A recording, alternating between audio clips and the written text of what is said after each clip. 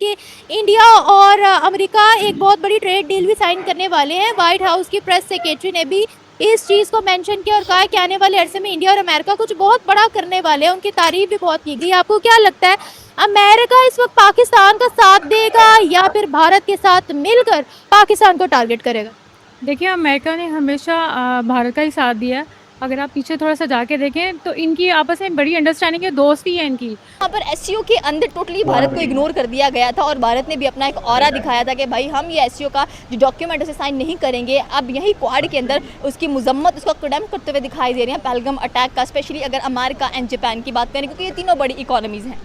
सभी लोग को मान लिया कि पाकिस्तान के आर्मी चीफ आसिम मुनीर गए थे अमेरिका कुछ दिन पहले, लेकिन आज सभी को बता दें कि फिर से भारत के फॉरेन मिनिस्टर एस जयशंकर पहुंच चुके हैं अमेरिका, जो कि क्वाड समिट मीटिंग, जिसमें दोस्तों ऑस्ट्रेलिया, जापान, भारत, अमेरिका है।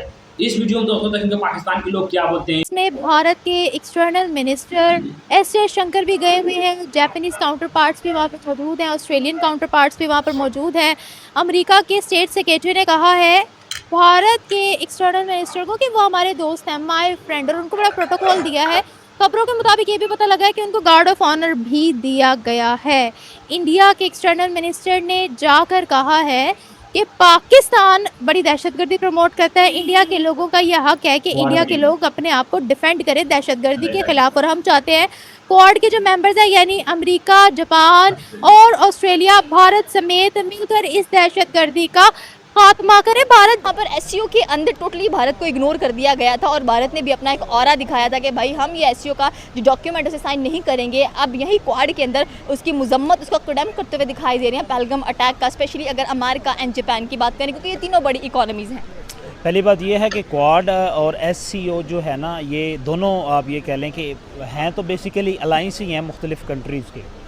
अब इसमें वेटेज आप ये देखें, जो क्वाड है उस पर मेजोरिटी या विल पावर जो इम्पोज होती है वो यूनाइटेड स्टेट ऑफ अमेरिका की होती है, ठीक है।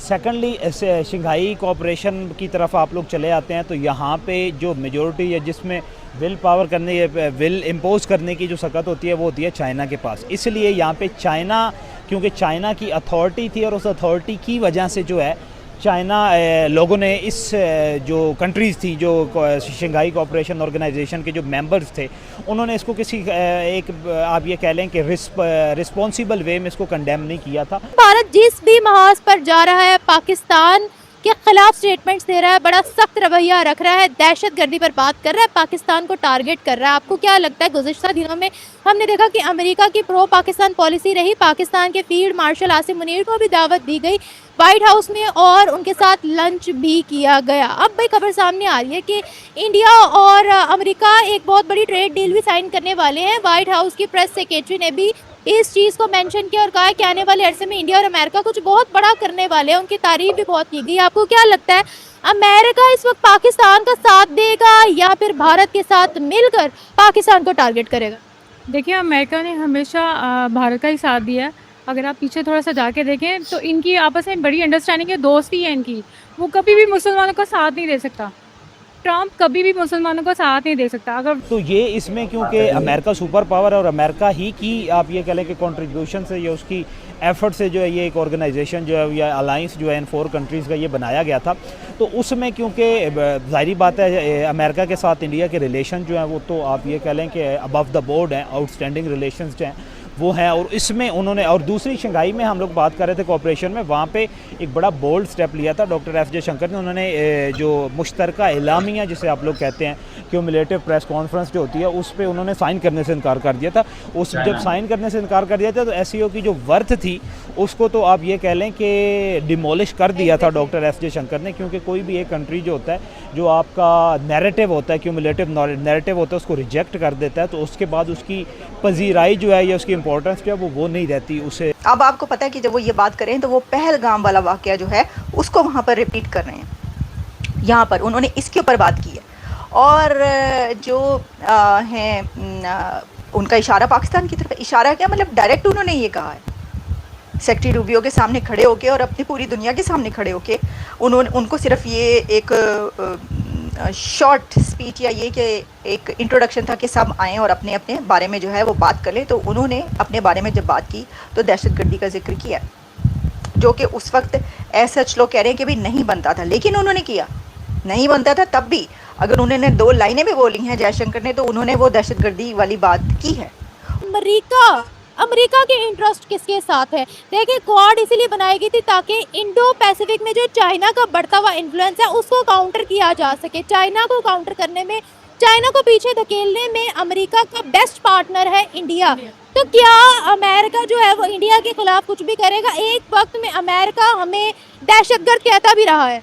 नहीं, अमेरिका इंडिया के खिलाफ कभी भी कुछ नहीं करेगा, कभी भी नहीं करेगा, वो बिल्कुल नहीं करेगा। तो यानी ये मिलकर पाकिस्तान को टारगेट करेंगे। पाकिस्तान को टारगेट करेंगे क्योंकि इनका बेसिकली इनका जो सारा इंडिया और अमेरिका और जो सारी इसराइली मतलब यहूदी हैं, इन सबको ये नज़र आता है कि ये कहते हैं मुसलमान को दबा के रखें, क्योंकि कहीं ये हमारी हिस्ट्री क्योंकि हमारे हिस्ट्री ये है कि हमने हुक्मरानी की है, हमारे आबाजात ने हमारे लाइक आप स्पेन पे देख लो, 800 साल मुसलमानों की हुक्मरानी रही, कितने 100 साल। वो कहते हैं कि अब इनको जीने ना दो, ये अगर इनको थोड़ा सा स्पेस दे दी तो ये वापस हमारे को हुक्मरान। ये जो अटैक हैं ये जब पाकिस्तान में होते हैं चाहे इंडिया में होते हैं, इसको अगर पाकिस्तान इंडिया पे इल्ज़ाम लगाएगा, इंडिया पाकिस्तान पे, ये एक इल्ज़ाम तराशी जो वो चलती रहेगी और सिविलियन की जानों का ज़िया जो है वो तो होता रहेगा, लेकिन कोई भी इसको कंट्रोल नहीं कर सकेगा। ना पाकिस्तान कंट्रोल कर सकता है, ना इंडिया कंट्रोल कर सकता है, जब तक इसको इंटरनेशनल बॉर्डर डिक्लेयर किया जाए।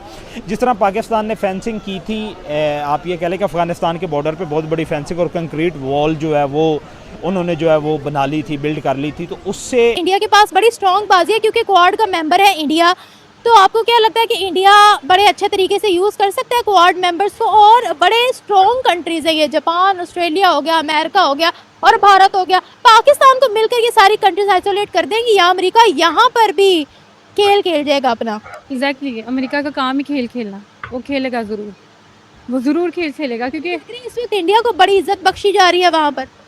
हाँ, अभी आप बता रही हैं ना कि वो स्क्वाड का मेंबर बन गया, अभी उनके साथ होगा, लेकिन ये आपको ये बात मतलब ये क्लियर है कि जो ट्रम्प है उसको फ़ायदे के बगैर वो किसी का कुछ नहीं कर सकता। ऐसा कुछ सभी लोगों ने वीडियो देखा पाकिस्तानियों की राय, किस प्रकार से पाकिस्तानियों के एक कहना है कि अमेरिका जो कभी भी मुस्लिम का नहीं हो सकता, डोनाल्ड ट्रम्प जो कभी भी मुस्लिम का दोस्त नहीं हो सकता, और जो कि पाकिस्तान के आर्मी चीफ जो है आसिम मुनीर जा रहे हैं ट्रम्प के साथ लंच पर। इसी वजह से जो पाकिस्तान की पब्लिक है वो गालियाँ दे रही है अपने ही आर्मी चीफ को। उनका एक कहना है कि जब ईरान और इजराइल के बीच युद्ध चल रहा है और अमेरिका आसिम मुनीर के साथ मिलकर पाकिस्तान में अड्डे खोज रहा है, किस प्रकार से अड्डे से वहाँ से ईरान पर हमला करे।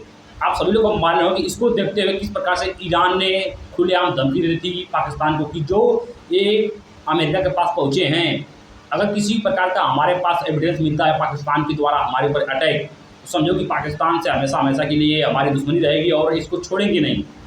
तो पाकिस्तान को ठंडक हुआ, लेकिन पाकिस्तान की जल के राख हो चुकी, क्योंकि स्क्वाड जो मीटिंग हो रही है इंडिया, ऑस्ट्रेलिया, जापान, अमेरिका के बीच, उसको देखते हुए पाकिस्तान की फटी पड़ी है, क्योंकि वहाँ पर पहलगाम का मुद्दा उठ चुका है।